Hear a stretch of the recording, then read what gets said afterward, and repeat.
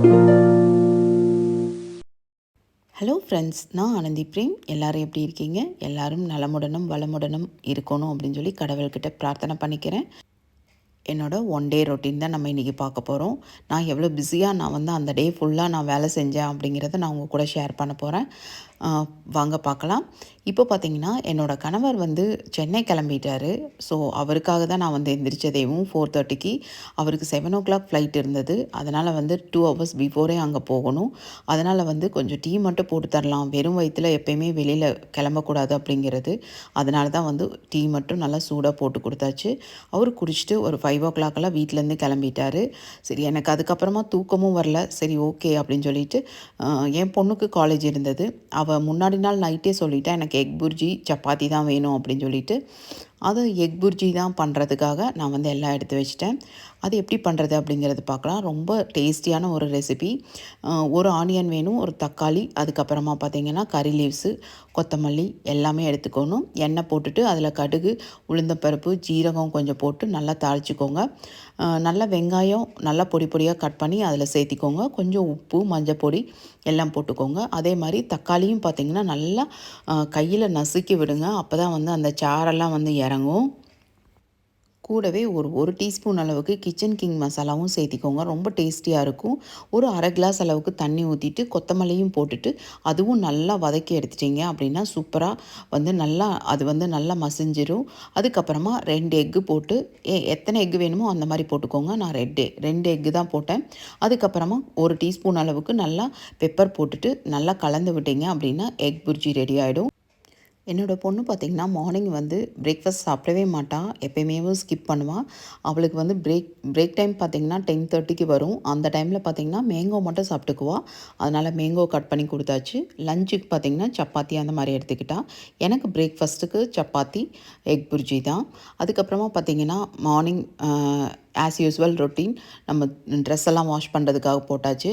ஆக்சுவலாக இந்த டீ தூள் இதெல்லாம் எடுத்து வைக்கிறது இந்த மாதிரி போடுறத விட தண்ணியில் அப்படியே கலந்து அப்போவே ஊற்றிட்டோம் அப்படின்னா இந்த கொசுவெல்லாம் அடையிற மாதிரி இருக்காது. எனக்கு இந்த டிப்ஸ் எனக்கு சுத்தமாகவே எனக்கு பிடிக்கல. அதை காய வச்சு அந்த மாதிரி போடுறது அப்படிங்கிறது ஒரு பெரிய இது மாதிரி இருந்தது. எனக்கு தண்ணி மாதிரி அப்படியே ஊற்றிட்டோம் அப்படின்னோம்னா செடியும் நல்லா வளர்ந்தது.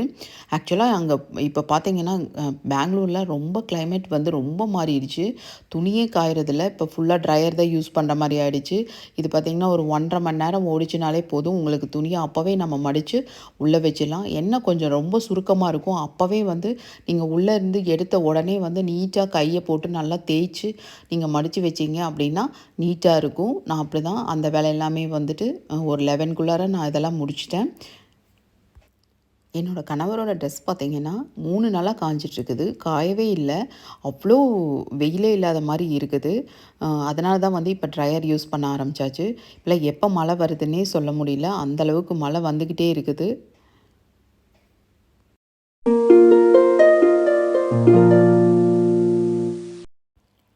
அன்றைக்கி ரொம்பவே டைம் இருந்தது. அதனால தான் பார்த்திங்கன்னா சேப்பங்கிழங்கு வாங்கியிருந்தேன். அதில் நம்ம எப்போயுமே ஃப்ரை தான் பண்ணுவேன். சரி, இன்றைக்கி நம்ம சூடாக நல்லா சாப்பாடு வச்சு புளிக்குழம்பு வச்சு சாப்பிடணுன்னு ரொம்ப ஆசையாகிடுச்சு.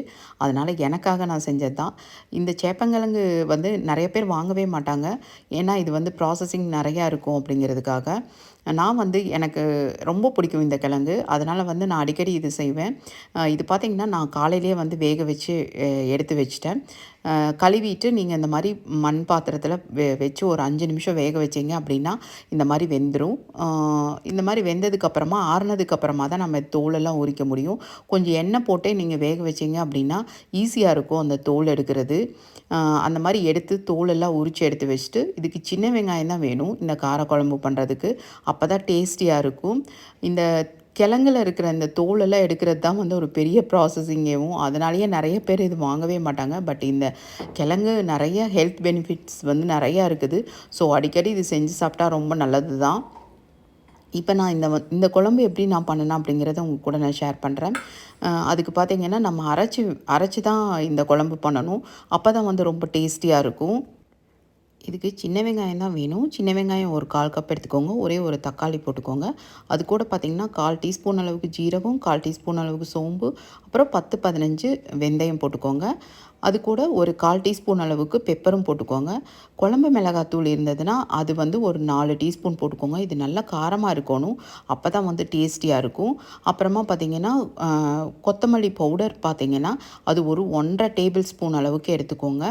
அப்போ தான் வந்து டேஸ்டியாக இருக்கும். உங்களுக்கு அந்த காரத்தை வந்து பேலன்ஸ் பண்ணும். அதுக்கப்புறமா ஆறுனதுக்கப்புறமா அந்த தோலெல்லாம் எடுத்துட்டு நம்ம பார்த்திங்கன்னா இந்த மாதிரி சின்ன சின்ன ரவுண்டாக நம்ம வந்து ஸ்லைஸ் போட்டுக்கணும். அப்போ தான் வந்து உங்களுக்கு வந்து அது நல்லா புளி, உப்பு, காரம்லாம் பிடிக்கும் உங்களுக்கு. இப்போ வந்து நம்ம தாளிச்சிடலாம். இந்த மண்சட்டியில் தான் நான் தாளிக்கிறேன். நல்லா ஒரு 3 டேபிள் ஸ்பூன் அளவுக்கு நல்லெண்ணெய் ஊற்றிக்கோங்க. அதில் கடுகு, ஜீரகம், அப்புறமா வெந்தயம் கொஞ்சம் போட்டு, கறி லீவ்ஸு, அதுக்கப்புறமா சின்ன வெங்காயம் ஒரு 1/4 கப் அளவுக்கு சின்னதாக கட் பண்ணி வச்சுக்கோங்க. கூடவே 2 சிவப்பு மிளகா போட்டுக்கோங்க தாளிக்கிறதுக்கு. பச்சை மிளகா 2, அதுக்கப்புறமா கறி லீவ்ஸு, அப்புறமா ஒரு துண்டு இஞ்சி, அதுக்கப்புறமா பார்த்திங்கன்னா பூண்டு எல்லாமே போட்டு நல்லா வந்து வதக்கி எடுத்துக்கோங்க. நல்லா சூப்பராக அது வந்து வதங்கணும். அப்போ தான் வந்து டேஸ்டியாக இருக்கும். கூடவே பார்த்திங்கன்னா நம்ம இந்த கட் பண்ணி எடுத்து வச்ச இந்த சேப்பங்கிழங்கையும் சேர்த்திடுங்க.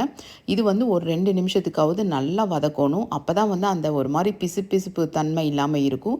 கூடவே உப்பு, மஞ்சப்பொடி எல்லாமே போட்டு ஒரு 2 நிமிஷத்துக்கு பார்த்திங்கன்னா நல்லா மூடி போட்டுட்டு லோ ஃப்ளேமில் வச்சு நல்லா இதை குக் பண்ணி எடுங்க. அதுக்கப்புறமா பார்த்திங்கன்னா புளியை வந்து இது வந்து நல்லா லெமன் சைஸில் 2 லெமன் சைஸ் அளவுக்கு புளி எடுத்துக்கோங்க. ஏன்னா இது காரக்குழம்புக்கு புளி தான் வந்து ரொம்ப டேஸ்டியாகவும், நல்லா புளியை வந்து நல்லா கரைச்சி அதில் சேர்த்திட்டு இதையும் வந்து பார்த்திங்கன்னா ஒரு 5 மினிட்ஸுக்கு வந்து நல்லா குக் பண்ணணும். அப்பப்போ வந்து கலந்து விடுங்க. அப்போ தான் வந்து உங்களுக்கு அடி பிடிக்காமல் இருக்கும். அந்த மாதிரி பண்ணிவிட்டு அதுக்கப்புறமா பார்த்திங்கன்னா நம்ம மசாலா தேவையான மசாலா நம்ம வச்சுருப்போம்ல, அது ரூம் டெம்பரேச்சர் ஆனதுக்கப்புறமா நல்லா மிக்ஸி ஜாரில் போட்டு ஃபைன் பேஸ்ட்டாக அரைச்சி எடுத்துகிட்டு வந்துட்டு இது கூட சேர்த்திடுங்க. சேர்த்திட்டு அதுக்கப்புறமா இதுக்கு எவ்வளோ தண்ணி தேவையோ அந்தளவுக்கு நீங்கள் வந்து தண்ணி மட்டும் ஊற்றிக்கோங்க. அப்போ தான் வந்து நல்லா வந்து உங்களுக்கு வேகும். இது வந்து வேகிறதுல தான் இருக்குது. அப்போ தான் வந்து இந்த புளி, காரம் எல்லாமே வந்து அந்த சேப்பங்கிழங்குல பிடிக்கும். அப்போ தான் நல்லா டேஸ்டியாக இருக்கும். இப்போ நமக்கு உப்பு எல்லாமே காரமெல்லாம் பார்த்துட்டு என்ன தேவையோ அதை வந்து நம்ம இப்போ ஆட் பண்ணிக்கலாம். எனக்கு தெரிஞ்சு என்னோடதில் நான் வந்து கொஞ்சம் காரம் ஜாஸ்தியாக போட்டுட்டேன். அதனால் வந்து பார்த்திங்கன்னா அதை பேலன்ஸ் பண்ணுறதுக்காக, காரத்தை வந்து கொஞ்சம் கம்மி பண்ணுறதுக்காக கொஞ்சம் மல்லித்தூள் போட்டிங்க அப்படின்னா உங்களுக்கு சரியாயிடும். அதனால் ஒரு 2-3 டீஸ்பூன் பார்த்திங்கன்னா மல்லித்தூள் ஆட் பண்ணேன். அப்புறம் காரம் வந்து பேலன்ஸ்ட் ஆயிடுச்சு. நல்ல சூப்பராக இருந்தது. இப்போ காரம் வந்து பார்த்திங்கன்னா கரெக்டாக வந்துடுச்சு. இப்போ ஒரு 10 நிமிஷத்துக்கு பார்த்திங்கன்னா அந்த எண்ணெயெல்லாம் வந்து பிரிஞ்சு மேலே வரணும். அந்த அளவுக்கு நம்ம இதை வந்து குக் பண்ணி எடுக்கணும். அதுக்குள்ளார நம்ம கையோட இந்த கிச்சன் ஸ்லாப்ஸ் இதெல்லாமே வந்து நம்ம க்ளீன் பண்ணிட்டோம் அப்படின்னா நமக்கும் வந்து வேலையெல்லாம் முடிஞ்ச மாதிரி ஆகிடும். நான் வந்து இந்த குழம்பெல்லாம் பார்த்திங்கன்னா நம்ம ஒரு 2-3 நாளைக்கு பார்த்திங்கன்னா அப்படியே வச்சு சாப்பிட்லாம். அதனால தான் என்னோடய கணவர் இந்த மாதிரி ஊருக்கு போகிறப்பெல்லாம் பார்த்திங்கன்னா நான் இந்த மாதிரி தான் ஒரு புளிக்குழம்பு வச்சோம் அப்படின்னா ஒரு 2 டேஸ்க்கு நம்ம வந்து சாப்பிட்டுக்கலாம். என் பொண்ணுக்கு பார்த்திங்கன்னா இந்த மாதிரி இதெல்லாம் பிடிக்காது. ஸோ அவள் வந்தான்னா இந்த கர்ட் ரைஸ் அந்த மாதிரி சாப்பிட்டுக்குவா. ஸோ அவளுக்கு வந்து கர்ட் ரைஸ் அந்த மாதிரி கொடுத்துட்டேன். அன்றைக்கி என்னமோ பார்த்திங்கன்னா எனக்கும் இந்த குழம்பு கொடுங்க அப்படின்னு சொல்லிட்டு, ஏன்னா வெதர் வந்து அந்த மாதிரி இருந்தது. ஸோ அவளுமே அன்றைக்கி சாப்பிட்டா ரொம்ப டேஸ்டியாக இருந்தது மம்மி அப்படின்னு சொல்லி சொன்னான்.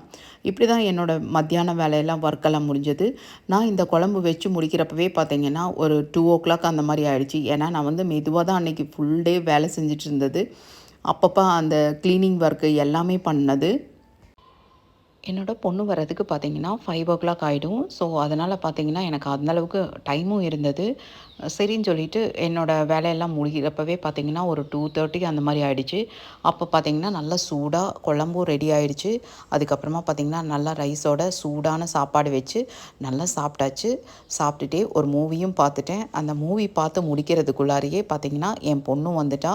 இந்த படம் பார்த்து ரொம்ப வருஷம் ஆச்சு. ஸோ ஸ்க்ரால் பண்ணும்போது பம்பாய் மூவி தான் வந்தது. ஸோ இதை பார்த்துடலாமே அப்படின்னு சொல்லிட்டு பார்த்து முடிக்கிறதுக்கும் என் பொண்ணு வர்றதுக்கும் சரியாக இருந்தது. இப்படி தான் என்னோடய மத்தியானம் வரைக்கும் என்னுடைய ஒர்க்கு வந்து இப்படி தான் போச்சு. நல்லா ரெஸ்ட்டும் எடுத்துட்டேன். ஈவினிங் பார்த்திங்கன்னா பார்த்திங்கன்னா எனக்கு வந்து ராகி கூழ் சாப்பிடணும் போல் ஆயிடுச்சு. அப்புறமா டீக்கு பதில் ராகி கூழ் பண்ணியாச்சு. ராகி கூழ் பண்ணுற டைம்லேயே பார்த்திங்கன்னா அமேசான்லேருந்து ஒன்று ஆர்டர் போட்டிருந்தேன். பஞ்சகாவிய விளக்கு தான். இந்த பஞ்சகாவிய விளக்கு உண்மையாலுமே வந்து ரொம்ப நல்லா இருக்குது. இது வந்து எவ்ரி ஃப்ரைடே அண்ட் டியூஸ்டே பார்த்திங்கன்னா நான் வந்து பஞ்சகாவிய விளக்கு வந்து ஏற்றுவேன் வீட்டில். ரொம்ப நல்லாயிருக்கும். நீங்களும் ட்ரை பண்ணி பாருங்கள். ராகிக்கூழ் தண்ணி மாதிரி கலக்கிறதுக்கு பதில் நல்லாவே கட்டி ஆயிடுச்சு. ஸோ இது ஒரு டேஸ்ட்டாக தான் இருந்தது.